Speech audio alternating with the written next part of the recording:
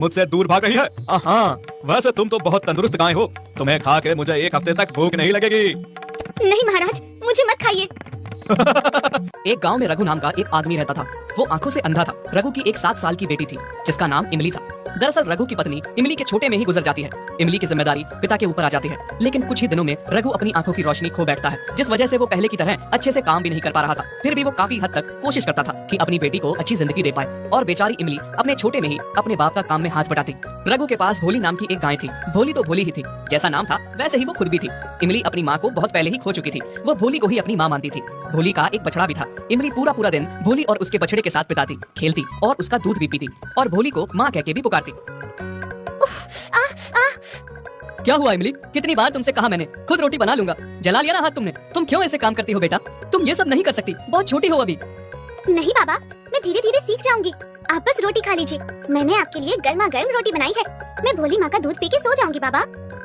इमली तो भोली को ही अपनी माँ मानती थी, पर भोली भी उसे अपनी बेटी से कम नहीं मानती थी। यहाँ तक कि भोली इमली से बात भी करती थी। पूरा दिन इमली भोली और उसके बछड़े के साथ बिताती, वहीं पे सोती, खाती और उसका दूध भी पीती। और इमली ही भोली को जंगल चराने भी ले जाती। फिर एक दिन की बात है, इमली बड़ा सा बर्तन लेकर भोली के पास आकर कहती है, भोली माँ मैं दूध लेने आई हूँ, जल्दी से दूध दे दो, फिर तुम्हें चराने जंगल जाना है। हाँ तो मेरी बच्ची ले लो दूध, मैंने कभी मना किया है जो आज करूँगी। उसके बाद भोली खड़ी हो जाती है इमली को दूध देने के लिए। इमली कुछ दूध बर्तन में निकाल लेती है और कुछ वहीं पी लेती है, उसके दूध में मुंह लगा के। फिर उसके बाद भोली को लेकर चराने जंगल जाती है। जब तक भोली घास चरती है तब तक इमली खूब खेलती है और बेर खाती है। भोली घास खाती खाती थोड़ी दूर निकल जाती है। अरे वाह, वहाँ दूर मुझे खूब बड़ी बड़ी घास दिख रही है। पर मैं घास खाने दूर निकल गई तो इमली अकेले रह जाएगी। लेकिन घास भी तो बहुत बड़ी बड़ी और अच्छी है। जी भी बहुत ललच रहा है। हाँ, ऐसा करती हूँ, जल्दी जल्दी जाके घास खा के आ जाती हूँ। तब तक इमली अपने खेल में व्यस्त है। भोली घास खाने चली जाती है। जैसे ही वहाँ घास खाने लगती है तभी भोली पे जंगल के शेर की नजर पड़ जाती है।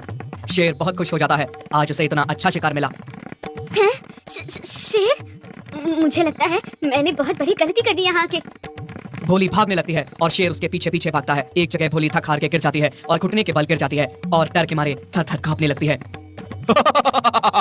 मूर्ख गाय, मुझसे दूर भाग रही है। हाँ, वैसे तुम तो बहुत तंदुरुस्त गाय हो, तुम्हें खा के मुझे एक हफ्ते तक भूख नहीं लगेगी। नहीं महाराज, मुझे मत खाइए। कैसे ना खाऊं? हाथ आया हुआ शिकार कैसे छोड़ दूं? ठीक है महाराज, मैं समझ गई कि आज मेरी मौत आपके हाथों लिखी है। मैं आपका शिकार बनने वाली हूँ, पर उससे पहले मेरी एक बात सुन लीजिए। मेरी एक आखिरी इच्छा है। ठीक है, बताओ क्या कहना चाहती हो तुम? महाराज, मेरे 2 बच्चे हैं, एक बेटी जिसका नाम इमली है और एक मेरा बछड़ा है। वो दोनों अभी बहुत छोटे हैं, नादान हैं, मेरा दूध पीते हैं और अगर वो मेरा दूध एक दिन ना पिए तो भूखे रह जाएंगे। मुझे बस एक बार घर जाने दीजिए। मैं उन दोनों को खूब सारा दूध पिलाऊंगी और उनको किसी को सौंप के फिर यहाँ आपके पास वापस आ जाऊंगी। उसके बाद आपने मेरे साथ जो करना होगा कर लेना। तुमने मुझे इतना बेवकूफ समझ के रखा है क्या? मैं इस जंगल का राजा हूँ, तुम मुझे बेवकूफ बना रही हो। तुम अगर यहाँ से एक बार चली गई तो दोबारा वापस क्यों आओगी? नहीं महाराज, मुझ पे यकीन करिए, मैं जुबान की बहुत पक्की हूँ। मैं जरूर वापस लौट के आऊंगी। शेर कुछ सोच में पड़ जाता है और फिर कहता है, ठीक है, जाओ, लेकिन जल्दी वापस आ जाना। भोली उदास होकर घर आती है और सोचती है कि वो जा तो रही है पर अपने बच्चे को कैसे छोड़कर वापस आएगी, कैसे उन्हें समझाएगी कि उनकी माँ अब नहीं लौटने वाली। उधर इमली भोली को ढूंढ ढूंढ कर थक चुकी थी और वापस घर आ गई थी। इमली बेटी, तुम रो क्यों रही हो? क्या हुआ? और शाम हो गई है, भोली कहाँ है? बाबा, आप सच कहते थे। मैं अभी बहुत छोटी हूँ, मुझे बड़ों वाले काम नहीं करने चाहिए। मुझसे भोली माँ खो गई। हर जगह तलाशा मैंने, लेकिन माँ मुझे कहीं भी नहीं मिली। तू घबरा मत मेरी बेटी, भोली बहुत समझदार है, वो आ जाएगी। तभी थोड़ी देर में भोली उदास सी होकर घर वापस आ जाती है। बाबा, भोली माँ आ गई। देखा बेटी, मैंने कहा था ना, भोली आ जाएगी। इमली और भोली का बछड़ा जाकर भोली के गले से लग जाते हैं। भोली इमली और अपने बछड़े को पेट भर दूध पिलाती है। दूध पिलाते समय उसकी आंखों में आंसू थे। दूध पिला के वो इमली और अपने बछड़े से कहती है कि उसे जाना होगा, उसने किसी को वादा किया है। इमली और बछड़ा ये सुन के बहुत रोते हैं। नहीं माँ, आप कहीं नहीं जाओगे। हम दोनों बच्चे आपके बिना कैसे रहेंगे? मैंने किसी से वादा किया है कि वो मुझे थोड़े समय के लिए जाने दे। मुझे अपने बच्चों को बता के आना है कि उनकी माँ अब कभी लौट के नहीं आने वाली। तुम दोनों अपना ख्याल रखना, हमेशा सबके साथ ईमानदार रहना। आगे जाके ये ईमानदारी ही तुम्हारी काम आएगी। ये कह के भोली वहाँ से चली जाती है। इमली और छोटा बछड़ा भोली माँ को पीछे से देखते रहते हैं। भोली जब जंगल पहुँचती है तो शेर को यकीन ही नहीं होता कि गाय लौट आई है। भोली शेर के आगे घुटने टेक के सर झुका के बैठ जाती है। लीजिए महाराज, अब मेरे साथ जो करना है कर लो, मैं आ गई। अरे वाह, तुम आ गई। मुझे तो लगा था तुम अब लौट के नहीं आओगी, पर तुम तो बहुत ही ईमानदार गाय हो। अपनी जान के बिना परवाह किए वादा पूरा कर रही हो। मैं तुमसे बहुत खुश हुआ और इसी खुशी में मैं तुम्हारी जान बख्श देता हूँ। जाओ तुम अपने बच्चों के साथ खुशी खुशी रहो और अपने बच्चों को खूब सारा दूध पिलाओ। भोली बहुत खुश हो जाती है और अपने बच्चों के पास घर लौट आती है। बच्चे माँ को देखकर बहुत खुश थे और माँ के गले से लग जाते हैं। बैल चांद अपनी पत्नी चांदनी और अपने बच्चे मिनकू के साथ अपने मालिक राम जी के साथ रहता था। लेकिन चांद को थोड़े दिनों बाद फिर से इसी बात का डर सताने लगा था कि कहीं मालिक और उनकी पत्नी का मन फिर से ना बदल जाए। अच्छा दाम मिलने पर कहीं मुझे फिर से किसी और को ना बेच दें, क्योंकि चांद को अब इंसानों पर से भरोसा बिल्कुल नहीं रहा था। ए जी, क्या हुआ है? 2-3 दिन से देख रही हूँ, आप कुछ परेशान लग रहे हैं। ऐसी क्या बात है? आप ना चारा अच्छे से खा रहे हैं, ना पानी पी रहे हैं। मुझे नहीं बताएंगे तो फिर किसे बताएंगे? चांदनी, मैं सोच रहा था कि मैं तुम्हें और अपने बच्चे को लेकर यहाँ से आज रात को ही निकल जाऊँ। क्यों जी, आपको फिर शक हो रहा है क्या मालिक पे कि वो हमें अलग कर देंगे? हाँ, क्योंकि भरोसा एक बार में ही टूट जाता है और बार बार भरोसा नहीं बनता। इस बार मैं अपने परिवार को लेकर कोई रिस्क नहीं लेना चाहता। और रात के अंधेरे में ही चांद अपने परिवार को लेकर वहाँ से बहुत दूर चला जाता है। मीलों दूर चलने के बाद चांद को एक सुंदर सी जगह नजर आई। अपने परिवार संग चांद ने वहीं अपना एक सुंदर सा घर बनाया और अपने परिवार के भरण पोषण के लिए रिक्शा चलाने का काम करने लगा। चांद खूब सारी मेहनत करने की सोच रहा था। अभी मुझे खूब सारी मेहनत करनी होगी, अपने परिवार की सारी जरूरतें पूरी करनी होंगी। कभी किसी चीज की कमी नहीं होने दूंगा अपनी चांदनी और बच्चे को। इसके लिए मुझे खूब सारी मेहनत करनी है। हाँ।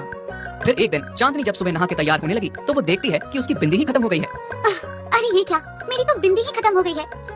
कोई बात नहीं, बिंदी नहीं लगाऊंगी तो कौन सी बदसूरत लगूंगी। वैसे भी मिनकू के बाबा कहते हैं मैं हार श्रृंगार करूं या ना करूं, मैं उतनी ही सुंदर लगती हूं। और अभी हमारे पास इतने पैसे भी नहीं हैं कि हम फालतू की चीजों पे खर्च करें। तभी मिनकू माँ के पास आकर कहता है, हाँ बेटा बोल, क्या हुआ? माँ, मैं अभी पड़ोस के एक बच्चे के पास खिलौने देख के आया हूँ। माँ, मुझे भी खिलौना चाहिए, मेरे पास तो एक भी खिलौना नहीं है। बेटा देख, तेरे बाबा पूरी कोशिश कर रहे हैं ना हमें बेहतर जिंदगी देने की। अभी हमारे पास इतने पैसे नहीं है बेटा कि हम कुछ भी खरीद सके। जो कुछ भी था तुम्हारे बाबा ने रिक्शा खरीद लिया। थोड़े दिनों में काम अच्छा चलने लगेगा, फिर तुम्हें तुम्हारे बाबा बहुत सारे खिलौने ला के देंगे। और बेटा जरूरी नहीं होता जो लोगों के पास है वो हमारे पास भी हो। ठीक है माँ। पीछे खड़ा चांद चांदनी और मिनकू की सारी बातें सुन लेता है और बहुत दुखी होता है। मैं कैसा पिता और पति हूँ जो अपने परिवार की जरूरतों को भी पूरा नहीं कर पा रहा हूँ। उस दिन चांद ने खूब मेहनत की, देर रात तक रिक्शा चलाता रहा और उसी दिन अच्छा धन कमाया। उधर चांदनी चिंतित थी, चांद को आने में देर हो गई थी। उसकी नजरें तो दरवाजे पर ही टिकी हुई थी। तभी थोड़ी देर बाद चांद घर आया, हाथ में कुछ तोहफा लेकर आया था।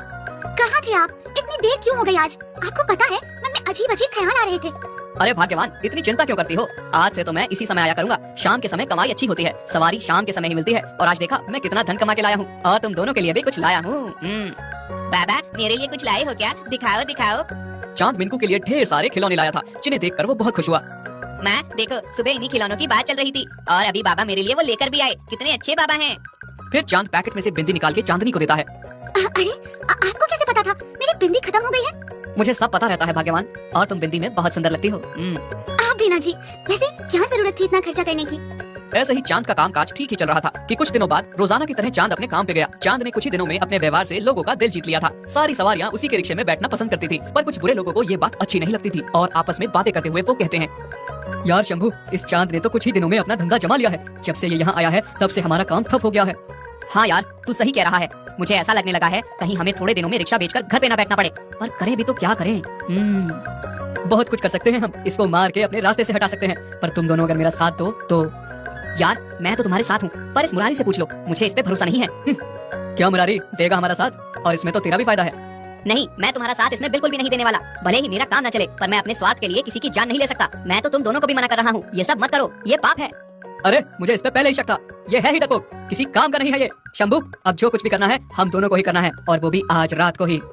चांद की उस दिन खूब कमाई हुई। बाजार से जाते समय उसने मिनकू की पसंद की मिठाई ली और चांदनी के लिए गजरा और गले के लिए हार लिया। रात काफी हो चुकी थी। चांद खुशी खुशी अपने रिक्शे से घर जा रहा था कि तभी 2 रिक्शे वाले उसका पीछा कर रहे होते हैं। चांद के एक साइड हरी रिक्शा चला रहा होता है और दूसरी साइड शंभू। चांद देखता है कि ये दोनों उसका पीछा कर रहे हैं। अरे ये शंभू और हरी भला मेरा पीछा क्यों कर रहे हैं? मैं रिक्शा रोक के इनसे पूछ लेता हूँ। चांद जैसे ही रिक्शा रोक के उनसे पूछने की कोशिश करता है, तभी दोनों उसकी रिक्शा को जोर से टक्कर मार के गहरे गड्ढे में गिरा देते हैं। चांद पूरी तरह से जख्मी हो जाता है, जिस वजह से धीरे धीरे वो दम तोड़ बैठता है। चांद ने जो चांदनी और मिनकू के लिए तोहफे लिए थे, वो सारा सामान वहीं बिखर कर रह जाता है। उधर दूसरी तरफ चांदनी चांद को लेकर बहुत चिंतित थी कि वो अभी तक घर नहीं आया। माँ, आप अभी तक सोई नहीं? क्या हुआ माँ? बाबा अभी तक आए क्यों नहीं? मैं तो सो गया था, मुझे पता ही नहीं चला। हाँ बेटा, देखना आज तो तेरे बाबा को बहुत देर हो गई है, वो अभी तक घर नहीं आए। मुझे बहुत चिंता हो रही है। बेटा तू घर पे रुक, मैं तेरे बाबा को देखने बाहर जा रही हूँ। माँ, मैं भी चलता हूँ आपके साथ। दोनों चांद को ढूंढने निकलते हैं। बहुत ढूंढने के बाद उनको चांद नहीं मिलता। दोनों बहुत परेशान होते हैं। तभी अचानक से मुरारी वहाँ से रिक्शा लेकर गुजरता है और वो चांदनी और उसके बेटे को देखकर रिक्शा रोक के उनसे पूछने लगता है।